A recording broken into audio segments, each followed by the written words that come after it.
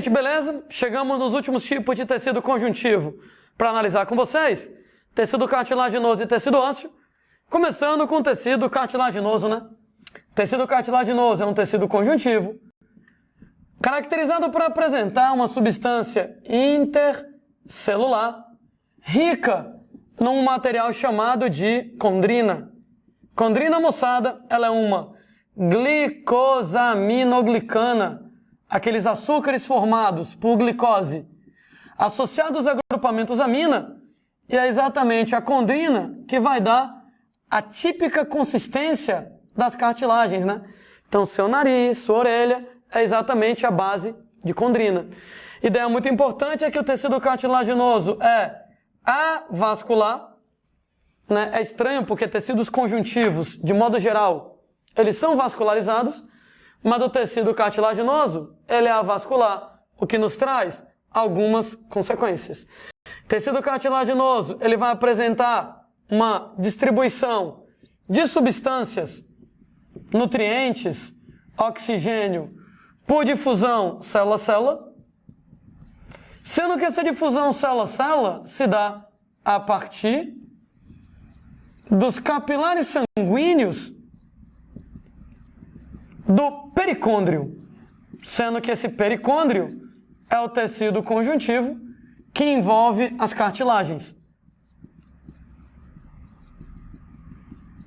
Isso aqui, moçadinha, é super parecido com a história do tecido epitelial, né? O tecido epitelial é avascular, ele vai ter uma distribuição de substâncias por difusão célula-célula, sendo que essa divisão célula-célula era a partir dos capilares do tecido conjuntivo que fica embaixo do epitélio, né? Lâmina própria do epitélio, o tecido conjuntivo que fica embaixo do epitélio. Aqui muito parecido, só que esse tecido conjuntivo que vai lá envolver as cartilagens, o nome é pericôndrio.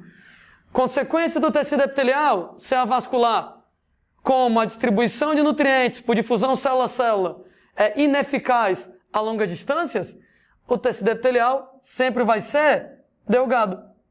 E, moçada, a cartilagem tem a mesma propriedade, né? Sempre vai ser fininho, exatamente, porque a difusão célula-célula não é eficiente, ao contrário, ela é bastante ineficaz a longas distâncias.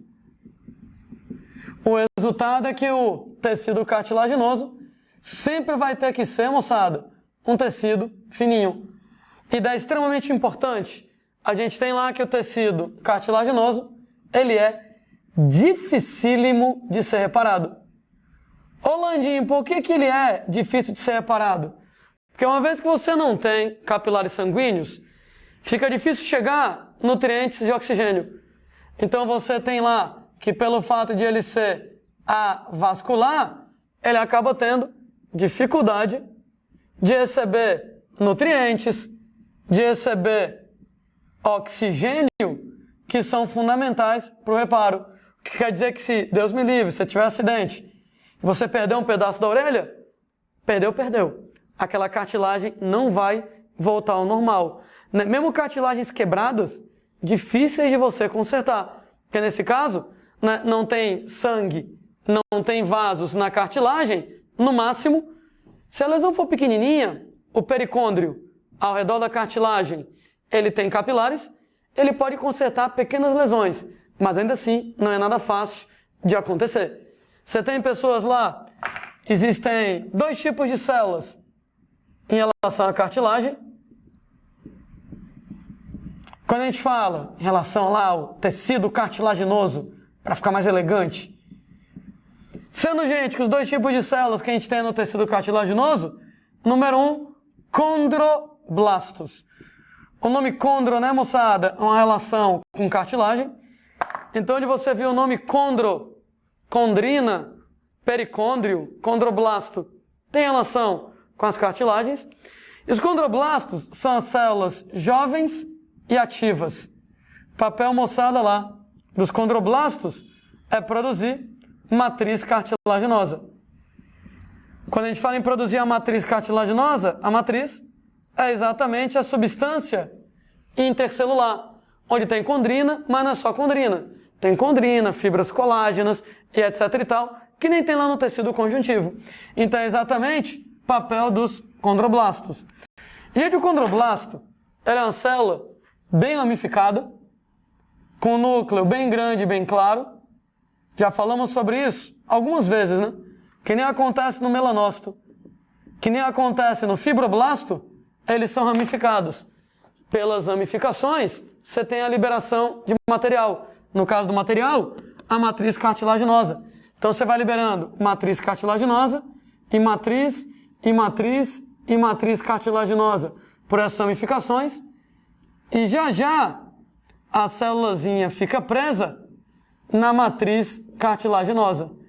Aliás, gente, o condroblasto é uma célula muito burra, porque ele vai lá, fabrica matriz cartilaginosa ao redor dele, e chegou a hora que ele está completamente preso na matriz cartilaginosa, sem vasos sanguíneos, sem sangue, sem comida. O resultado, o condroblasto preso na matriz cartilaginosa, preso lá na condrina, sem sangue, com poucos nutrientes e pouco oxigênio, ele, moçada, acaba regredindo.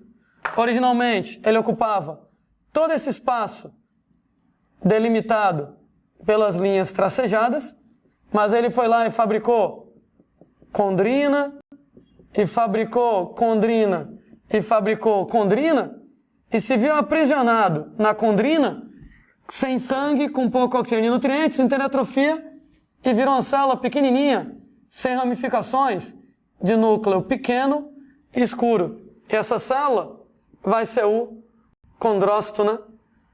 Aquela história do tecido conjuntivo, que normalmente as células têm duas versões. O blasto é a célula mais jovem e a célula que é ativa. O ócito é a célula mais velha e inativa. Só não vou dizer que o condrócito é completamente inativo, porque ele consegue manter a matriz cartilaginosa, ok? Então ele faz pequenas manutenções. Ele, moçada, não vai conseguir fazer muita coisa, porque ele é uma célula que recebe pouquíssimos nutrientes, pouquíssimo oxigênio, mas ele consegue fazer pequenos reparos na matriz cartilaginosa. Então, o condroblasto ramificado para secretar, núcleo grande e claro.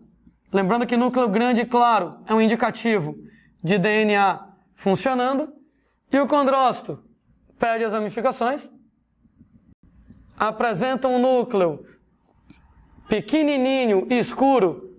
Núcleo pequeno e escuro é um indicativo de DNA inativo. E, moçada, o condrócito, ele fica lá preso.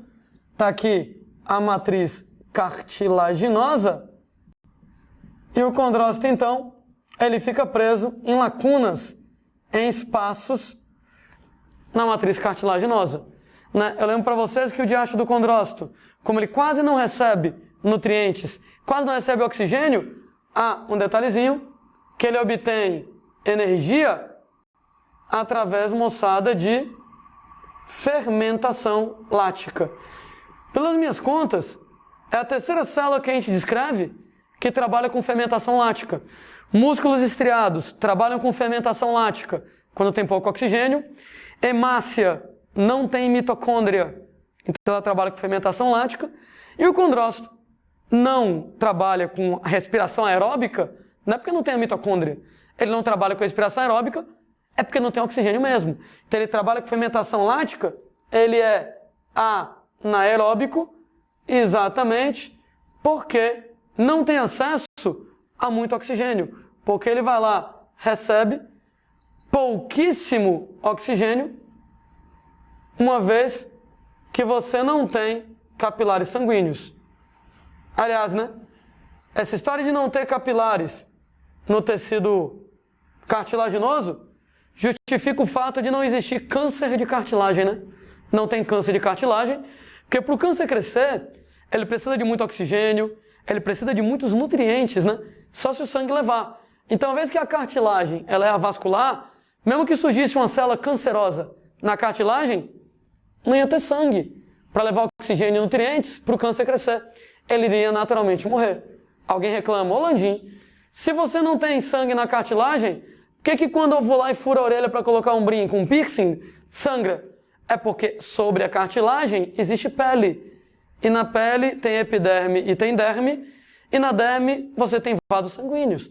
Então aquele sangramento de quando você fura a orelha, bota um piercing, é um sangramento superficial. Né? Porque a cartilagem em si não sangra. Mas a pele vai acabar sangrando. Existem, moçada, 3 tipos de tecido cartilaginoso. 3 tipos de cartilagem aqui na brincadeira. Número 1, moçada, cartilagem hialina. Cartilagem hialina é a cartilagem mais comum. Ela é caracterizada por apresentar pequenas quantidades de fibras colágenas. E a gente vai encontrar cartilagem hialina em estruturas como, por exemplo, laringe, traqueia, lá no teu nariz. Gente, você vai encontrar isso aqui no esqueleto do feto, né? Vou logo adiantando essa ideia, que, gente, quando você estava na barriga da sua mãe, antes de você ter um esqueleto de osso, você tinha um esqueleto de cartilagem, né? Então o bebezinho na barriga da mãe, né, tem esqueleto primeiro de cartilagem, depois da cartilagem é trocada por osso. Cartilagem hialina. Segundo tipo, moçada, de cartilagem, cartilagem elástica. Cartilagem elástica, nome autoexplicativo, ela apresenta muitas fibras elásticas e automaticamente ela é elástica, né? Ela é superflexível. Onde é que nós encontramos cartilagem elástica superflexível? Na orelha. Pavilhão auricular, para ser mais preciso, né? Então isso aqui, superflexível, cartilagem elástica. No chamado septo nasal, onde o septo nasal é a parede que divide as duas narinas por dentro, né? Então isso aqui, né? Nariz, o nariz em si é feito de cartilagem hialina, mas dentro do nariz, separando as duas fossas nasais, septo nasal é cartilagem elástica. Uma estrutura chamada de epiglote, que depois a gente vai lá, explica melhor como é que ela funciona. Epiglote é uma tampa da glote. Em aulas passadas eu falando sobre a glote, né, que ela é a abertura, né, do canal por onde entra o ar. Né, glote é a abertura da laringe. E a glote, a abertura da laringe, tem uma tampa. Essa tampa se chama epiglote e ela é feita de cartilagem elástica. Você tem, moçada, uma estrutura chamada de tuba auditiva. Também conversaremos sobre isso aqui no futuro. Tuba auditiva é um dos componentes lá da sua orelha, né? Do aparelho auditivo. Nós temos terceiro e último tipo de cartilagem para descrever, cartilagem fibrosa, também chamada fibrocartilagem, onde cartilagem fibrosa ou fibrocartilagem, ela é caracterizada por apresentar muitas fibras colágenas. Então ela é caracterizada por ter muitas fibras colágenas, daí ela ser fibrosa. Sendo que, como ela tem muitas fibras colágenas, gente, ela é mais resistente, né? Então, cartilagem elástica, ela vai ter grande elasticidade, nome óbvio. Cartilagem fibrosa, ela vai ter grande resistência aqui nesse aspecto. E onde é, moçadinha, que a gente vai encontrar cartilagem fibrosa? Gente, o papel principal é amortecimento em estruturas onde eu preciso ter amortecimento. É o caso, por exemplo, nos discos intervertebrais, é assim, né? Sua coluna vertebral é feita de ossos chamados de vértebras, tem uma vértebra, tem outra vértebra. E toda vez que você anda, toda vez que você pula, uma vértebra se choca com a outra. E, gente, quando a vértebra se choca com a outra, para não bater osso em osso, para não ter um desgaste, nós vamos ter uma almofadinha de cartilagem entre as duas. De maneira, moçada, que quando você vai lá e se locomove, corre, pula, osso não bate em osso, porque o diabo da cartilagem amortece o impacto. Né? A gente tem nos meniscos, menisco, e aí? Alguém sabe lá onde é que seus meniscos estão localizados? Joelho, né? Então, o osso da coxa se chama fêmur, lindo, né, meu desenho de osso. Os ossos da perna chamam de tíbia e fíbula. Sendo, moçada, que dentro do joelho, o ossinho do joelho chama patela, né? Se eu tirar o ossinho patela do joelho, dentro do joelho você vai ter uma almofadinha de cartilagem, menisco, exatamente para amortecer impacto, né? Para quando você corre, anda, pula, não bater osso em osso, o menisco, ele amortece impactos.